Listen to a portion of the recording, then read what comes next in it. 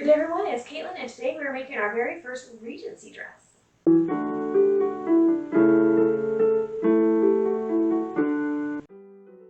Alright, we're going to have a whole lot of fun this video because I had to do voiceover this entire time. So I was watching a video with my now husband, who was my fiance back when I made this, during the cutting.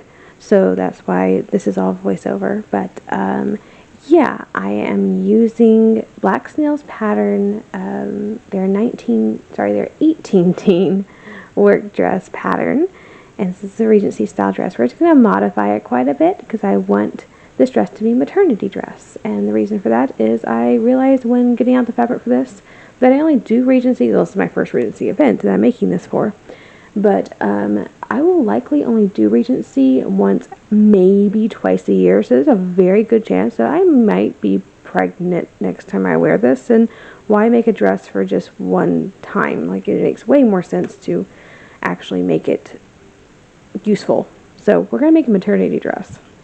And Regency is super easy to make maternity because of the super high waistline. So what I'm going to do is basically just make a drawstring front, and basically that's it. So instead of stitching the skirt, or stitching the gauge skirt to the bodice, I should say, I'm going to stitch it kind of plainly and then put a drawstring in the waist and in the bust. And we're going to have a fully adjustable front, which is actually kind of a nice idea. It's also a fully period idea, just in case anyone wanted to know. Now, I made this dress, or meant to make this dress, for an event in New Orleans in January, and I found out I was going to the event a week before. A week. I had a week to get an entire era together because I had nothing for Regency. Now, I ended up cheating. I wore my 1820 shift and my 1820s corset, which didn't work great, but it functioned for a weekend. Would I ever do that again? No. Next time I wear a Regency, I'm at least going to have a Regency corset, if not a shift as well. But anyway, all that being said, I had to put together a petticoat, I had to put together 2 outfits and headwear and accessories in a week. And this is a hand stitching outfit. There's no machine stitching in this era. So the entire outfit is entirely hand sewn, including the 2 dresses and all the accessories and the petticoats and all that fun stuff. So yeah, hand sewing does not take as long as you think it would. Anyway, so we're going to cut straight across to the sewing. Now the fun part is I only got one dress done prior to the event. I had the second dress, the screen one, cut out. I just didn't have it sewn together. And so I sat down one morning, it was Saturday morning, and I was at the event, and I was like, you know what, I'm going to work on this dress. I brought my cameras, we're going to go ahead and work on it. I meant to do it after hours so I can actually talk to y'all and show y'all stuff, but nope, this is the middle of the day. I just went to the tent and I started sewing. And yeah, it took me 5 hours to make this dress entirely by hand. Just 5 hours. Which really, when you think about it, in the grand scheme of things, isn't all that long. So yeah, a 5-hour dress. And that was 5 hours. I also took a lunch break somewhere in there, and I also took a nap break in there. And I was also talking to visitors, and there was a good portion I was teaching a young girl how to sew, and I had to take some of her stitches back out because they were a little bit bigger than I would have hoped for. And that took a good portion of my time well. So really it was like a 4-hour dress. 4.5-hour dress. Somewhere in there. Yeah, so it really didn't take me very long at all. But anyway, just to prove that I did it, I did get some footage of me in the tent sewing, and that's the other outfit, it's a wool petticoat and a cotton short gown with one of my 1830s aprons, but that's a Regency style apron. It's actually an 1820 style apron, and it actually works pretty well, other than the fact that the waistline's about an inch longer than it needs to be. It actually isn't all that bad for Regency, so yep. So this video is really not going to be a whole lot of describing what I'm doing, more so than it is pretty good proof that it doesn't take forever in a day to hand sew a dress. And I hear over and over and over again all these people talking about, just people who are well-meaning, but they really don't know a whole lot about historical stuff, And they're like, oh, it took forever to sew a dress. You have to think they did all that by hand and how skilled and I would, or how much time it would have taken. And I'm sitting here going, it doesn't take all that much time. It really doesn't. When you know what you're doing, it does not take any time. And most of them who were sewing dresses back then knew what they were doing. It was either their job or they did it for their family, and they were pretty dang good at it.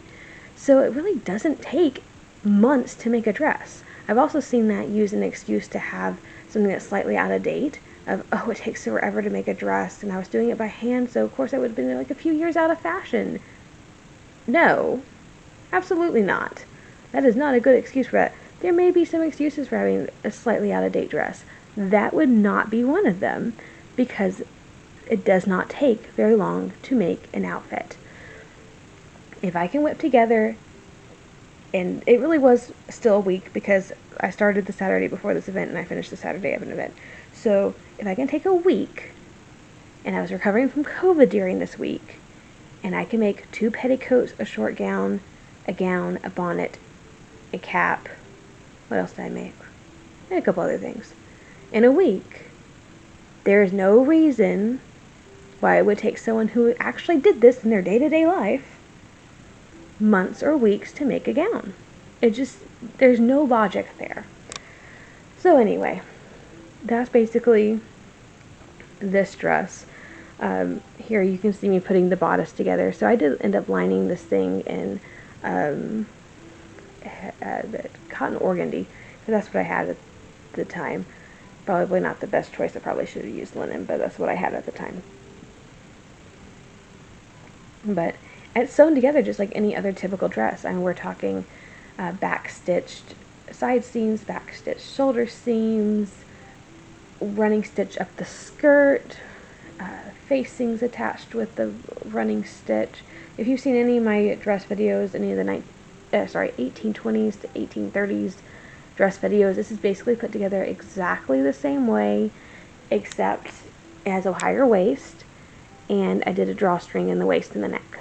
And there will be a little bit more detail when I get the short gown video out, because I did the same thing for the short gown and the petticoat, and so you'll get to see that a little bit more then, as opposed to right now, because yeah, I decided I needed to have this dress done, or I was bored and I wanted to work on it. So I worked on it at the event and I didn't get great footage. So it's always really weird to me when there's like people out there talking to visitors and everyone's around doing their 19th century stuff. I kind of feel weird being in my tent talking to myself or talking to a camera.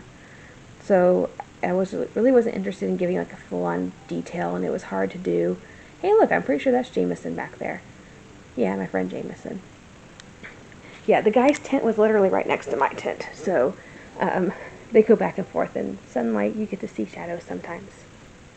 But yeah, it's sewn together just basically like a dress, so it's not anything particularly special except for the drawstring, which y'all get to see in a little bit when I get that video out, which should hopefully be done pretty soon. If that hasn't come out already, I don't even remember, honestly, because I have been very busy with other things, and it has not come out. It comes out in July, in case anyone wants to know. So come back in July if you want to see how that was actually done. Hey, I wonder who that was. That may have been my fiance. That kind of looks like him. It's either that or Mabry. I don't think that was Mabry. Yeah, that's Red. That's the man I married. This could be a fun video, just seeing the silhouettes of all the guys I hung out with that weekend. Honestly, I wasn't the only girl. There was one of the guys had his wife came down, but she didn't stay with us. But they lived in New Orleans, so like they had a house, and so she came out and dressed out for a little bit, just with borrowed gear. It wasn't a normal thing for her, but she came and hung out, and that was a lot of fun. I got to talk to her, so that was great. So it was mostly me and a whole bunch of guys, which I found the earlier you do in Texas living history anyway, like the earlier time periods you do, the less women there are. So there's a lot of women doing like late Victorian 1870s to 1890s, decent amount doing the 50s and the 60s, some doing the 40s, 30s, kind of, sort of. Was that Andrew? Who was wearing the hat that weekend? I don't remember. Anyway, so yeah, 30s, like you get people who do 30s, you get the women who do the 30s, you get very few women who do 30s well. There's a handful of us. Literally, just a handful. And then earlier than that, there's like nobody. Absolutely nobody. And this event was even in New Orleans, like it was Louisiana, so you would think a couple more people would show up, but apparently not. So I've actually gotten very accustomed to just hanging out with the men. It'll just be me and all the guys, and that's pretty well normal at this point, and I've gotten very accustomed to it. Is it a little weird sometimes? Yeah, but at the same time, I'm good friends with most of them, so it works out. I also kind of like this event because I wasn't in charge of a single thing. Like, not at all.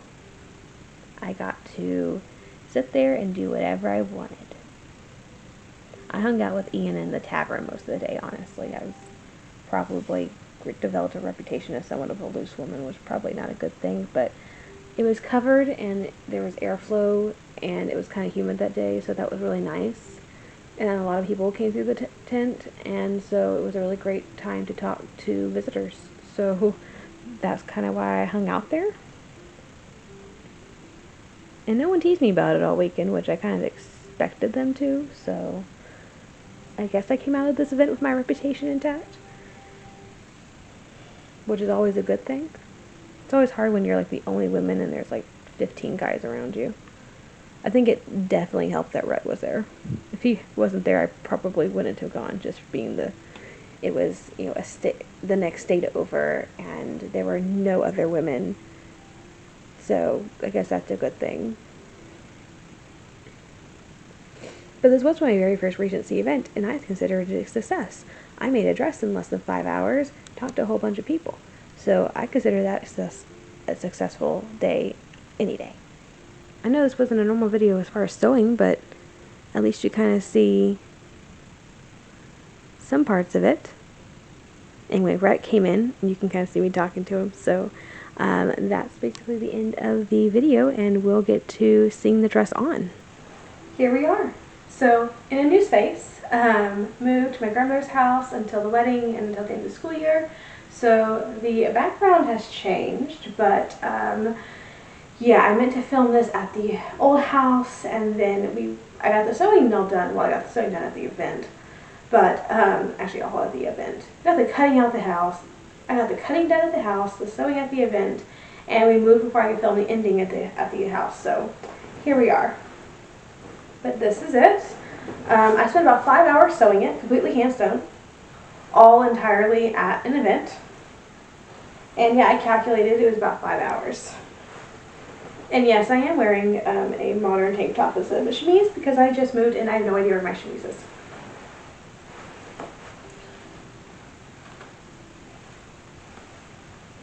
Guess I could go ahead and put a neckerchief in, but I don't know if I will. Maybe I should. Only because it's literally right here and I know it's right here. I'm just going to let that sit in here. We'll just put this right on over it.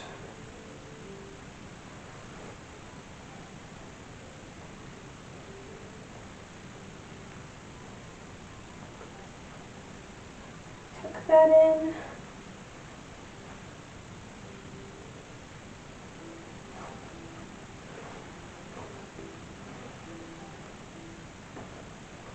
I definitely need a Regency corset. This doesn't quite get the girls up high enough. Okay. But there we go. So, oops, little tiny strings. There they are.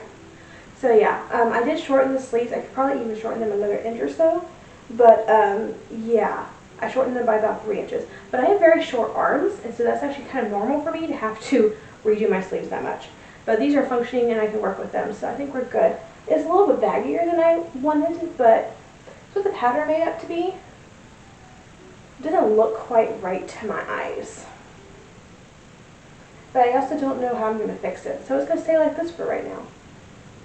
And I have threads everywhere.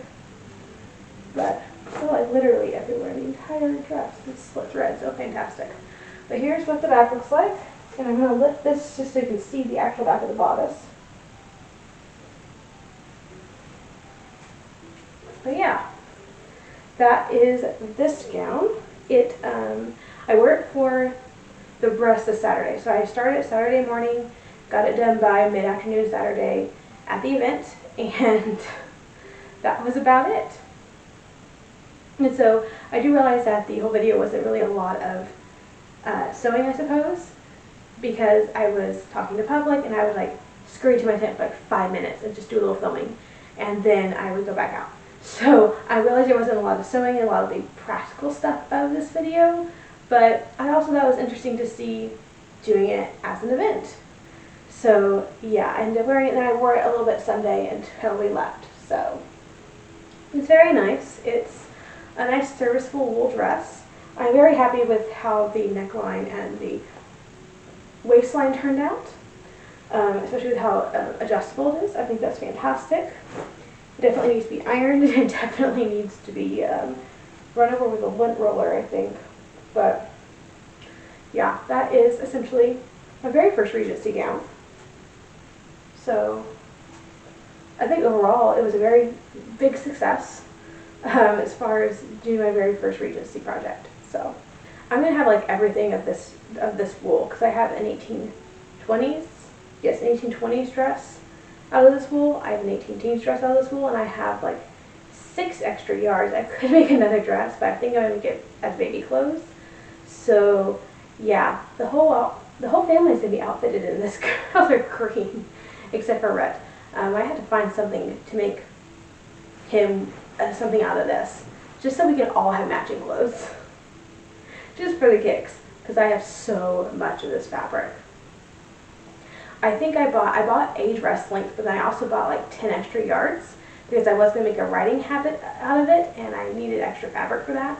And I ended up deciding I didn't want an 1830s riding habit, so now I had like tons of fabric, which is why I had this in the stash to work with, and then why I have so much extra fabric now for the actual whatever else I want to do. I am going to put it down so you can see it a little bit better at the bottom. And yeah, I'm barefoot, but it's a good length on me. It's a good functioning width, like I can actually still move in it, which is helpful. I was a little concerned with how narrow the Regency skirts, but I was actually going to be able to move in it like I was used to. And I'm actually quite pleased with that. I think I need a new corset, because I think if I had a new corset, this would be shifted up a little bit more, and this wouldn't be riding up as much as it is right now. Because right now I don't have the bust gussets that are going to keep everything high enough, because this is really an 1820s corset. I think that's my problem here. So, but you see how it rides up? It makes you look pregnant already, just because that line is like very normally for, you know, pregnant women. But it really is. I think it's just, this is not, my underbust is here. That's where my underbust is, and it's out quite a bit, because my gussets and my corset are too long, and they're more graduated as opposed to the Regency style cups. So I think I just need to make a new corset, which I was planning to do before I even made this dress, and I ran out of time. So I do need to make a Regency shift. I do need to make a Regency corset. That's going to be on the to-do list. It just hasn't happened yet. I may do for one event with a slightly later style corset, which wasn't actually ideal. So I think the issue will be rectified once I get a proper corset, where this will be further up here, and this can kind of lay up against where it's supposed to lay. So yeah, well, that's a lovely way of explaining all that. But yeah, other than that, I think the dress works really well. It's very comfortable, very light, it's very pretty, and I'm quite thrilled with it. So I think that's about all that can be said about this. I know it was a very different video than what we normally do, but hopefully it was at least interesting to some people, and learned something, even if it's nothing Even if you learn nothing else other than it doesn't take a million years to sew a dress by hand. Less than a day. And I was doing it all by hand, and I was distracted by visitors the entire time. And I had a couple 4th or 5th graders come through who wanted to sew on the dress with me, and so it took a long time teaching them how to do backstitch, and I took a long time letting them practice, and then I had to go back and undo some of those stitches because they were too big. So that took a bit of my time as well. So it actually was a little less than the 5 hours that I actually calculated. There was 5 hours I was actually out there sewing. But it wasn't a full 5 hours of sewing. Plus there was the times that I was in the tavern and I was sewing, but then, oh, I need to go film. So let me take all my stuff, take it to the tent, film, take everything out, and go back in. So it was just, that 5 hours was really just, this is when I started. I sewed for a little bit, got bored, took a nap on the floor of the tavern, on the dirt floor actually, on the tavern, and sewed some more, had lunch, sewed some more, and finished it. So I just kind of calculated the blocks of time I was actually sewing, not the times, I didn't actually have a timer and paused it every time I had an interruption or whatever. So take that for what it will. Take that for what you will. It's not actually 5 exact hours of sewing. It was less than 5 hours of sewing. There's 5 hours that I have blocked off that I was sewing among other things. And yeah, it is entirely hand stitched with period techniques. So the lines that needed to be backstitched are backstitched. The ones that need to be with a running stitch are done with a running stitch. The hem stitch, whatever, is period correct. That's what I did. So there was no cutting corners. There were no seams being cut. It's made up as it should be. So it does not take a million years to make a dress. It doesn't take several weeks or a month to make a dress. It's actually a couple hours. And this was my very first Regency dress, so this is my very first time putting something like this together. It did take me a while to figure out how to do this part, because I'm not used to my bodice and my skirt being attached like this. With I think this is a drawstring in there, yeah. Not the drawstring, I think there's like a casing in there. I think that's what I did. Yeah, that's what I did. So that did take me a little bit of time to figure that out as well. So it wasn't, when I say 5 hours, again, I don't mean it was 5 full hours. It was 5 hours of me not really knowing what I was doing.